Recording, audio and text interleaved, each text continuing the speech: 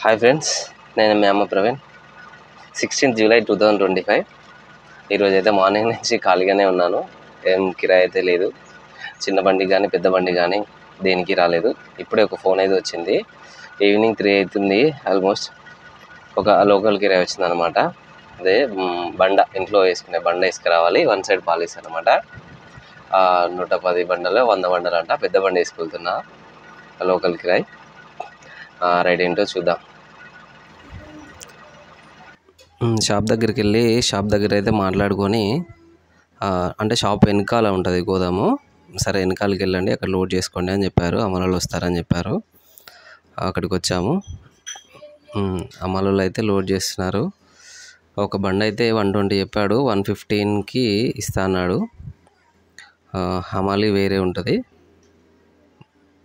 115కి అయితే ఫిక్స్ అయిపోయింది. లోడ్ చేస్తున్నారు. కానీ ఒక్కొక్క బండ 35 to 40 కేస్, 30 to 40 మధ్యలో ఉంటుందంట. మొత్తం ఓవరాల్గా చూసుకున్నా కూడా మనకు 35 నుంచి 4 అంటే 35 క్వింటాల నుంచి 40 క్వింటాలు, అంటే 3 టన్నుల నుంచి 3.5 టన్నుల నుండి 4 టన్నుల మధ్యలో పడుతుంది. అయితే వెనకాల 2 వరుసలు పెట్టండి అని చెప్పా. కానీ 2 వరుసలు 50-50 100 అయిపోయి ఇంకా 30 మిగిలాయి. 130 అంటే మళ్ళీ 30 ముందుకు పెడుతున్నారు. పెద్ద బండి కాబట్టి మనకి ఎలా పెట్టినా కొంచెం రిస్క్ అయితే ఏముండదు. వచ్చేసాను. అన్లోడ్ పాయింట్లో అయితే పెట్టేశాను. పూర్తిగా దింపిన తర్వాత ఫోన్ చేయమని చెప్పాను. ఒక 500 అయితే ఇచ్చాడు. అక్కడే డీజిల్ కొట్టుకొని వచ్చాను. 500 వరకే తీసుకోవచ్చు. జస్ట్ 1.5-2 కిలోమీటర్స్ ఉంటుంది అంతే.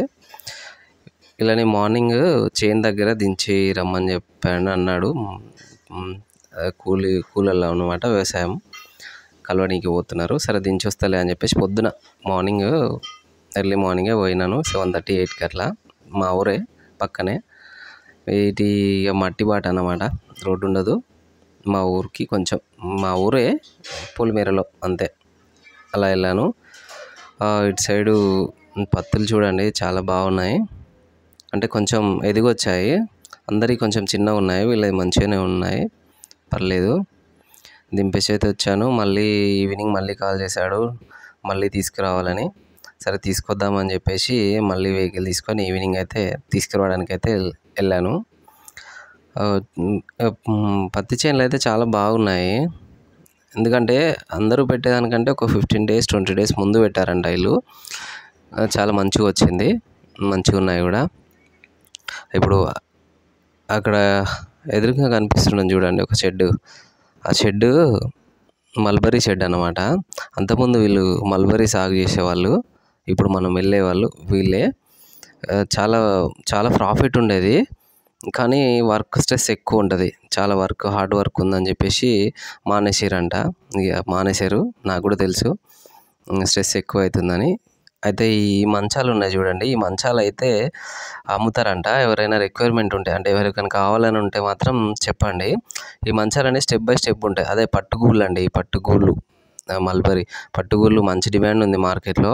ఎవరికైనా ఈ మంచాలు కావాలంటే ఈ కింది నెంబర్కి కాల్ చేయండి. కొత్త మంచాలే వీరు చేయించే కూడా ఒక 2 years అట్లా నడిపించారు అంతే. ప్రాఫిట్ బాగుంటుంది, కానీ వర్క్ అయితే ఎక్కువ ఉంటుంది. వర్క్ పర్లేదు చేసుకోగలుగుతాం అనే వాళ్ళైతే మల్బరీ పెట్టుకోవచ్చు. ఆలోచించండి. ఎక్కుతున్నారు, బండి అయితే ఎక్కుతున్నారు. ఇప్పుడు మీకు ప్లేస్ చూపిస్తాను చూడండి. ఇప్పుడు ఈ మల్బరీ షెడ్డు ఒక 5 lakhs ఏమో ఖర్చు అవుతుందంట, కానీ చేసుకుంటే చాలా ప్రాఫిట్. ఇటు రైట్ సైడ్లో ఖాళీ భూమి ఉంటుంది చూడండి. ఇక్కడ అంటే ఒక 2-3 acres మల్బరీ ఆకుల కోసం పంట సాగు చేశారు అన్నట్టు. అంటే ఓన్లీ 21 days పంటే అది, ఇది పట్టు పురుగులు రావడానికి. కానీ దానికి ఆకులు స్టెప్ బై స్టెప్, అంటే 2 కోతలు 3 కోతలు ఆహారం అందడానికి ఒక 3 acres దాకా